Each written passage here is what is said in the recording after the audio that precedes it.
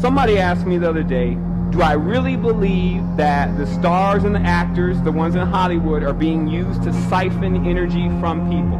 And I said, absolutely. And they said, well, they said to me that type of idea, they just lose it when they think about that kind of idea, because surely these people couldn't know that they're doing that. And I said, you're right, because the entity that is in charge of them is quick, and thus they can't see what's happening, and so thus they don't know about what's happening. Let's take Elmo. Tickle Me Elmo. Now, Tickle Me Elmo obviously is a little bitty Elmo doll, right? That children love. But who created Elmo?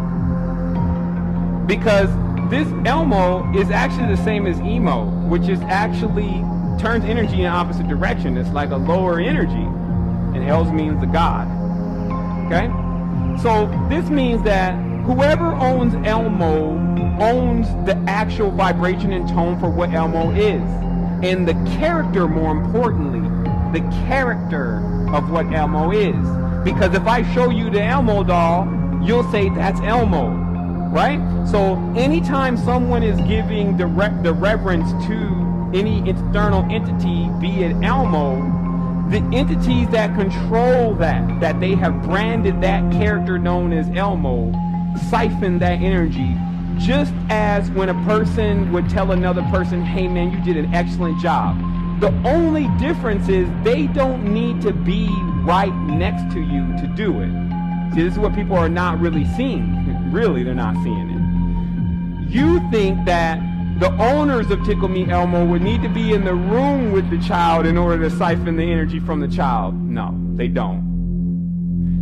They only need to create characters. Now, this is also what I discovered when I was early on the path. I kept running into these people from Orion. And these individuals that were obviously modern witchcraft and all that stuff is Orion based. So as I observed them, I noticed they were heavily involved with creating children's books, like Dr. Seuss. Okay? And also the Seuss, obviously the Seuss is the same as why Jesus has a Seuss in the back of his name. I'll let everyone dig that out later on. He's really Dr. Fish. Okay? So who's Dr. Fish? It's of course Dagon. Who's Dagon? Oannes. Okay? So Dr. Fish's book teaches the tones, the vibrations, the riddles to children of how to evoke a wazi-wuzzle. What is that? No one talks about a wazi-wuzzle except for in Dr. Seuss's books. But that's the whole thing I figured out that these individuals were doing is they create new characters. And then they make sure they have control over the character. And then they introduce the character into different stages into the person or child's mind. It's a different character. Obviously, like Cookie Monster is crazy for cookies, and Big Bird is really nice and loving, and then Grouch, he's in the trash. You see, so this is how they begin to zoomorphi, but through